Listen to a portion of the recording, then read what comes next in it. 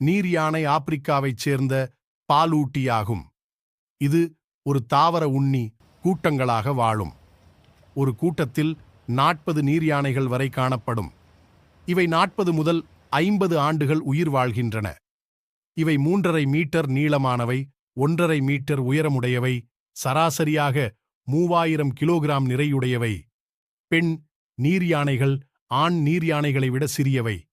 நீர் யானைகள் தாமாக மனிதரை தாக்குவதில்லை, ஆனால் அவற்றின் கூட்டத்தினுள் நுழைவோரை மூர்க்கமாக தாக்கக்கூடியவை.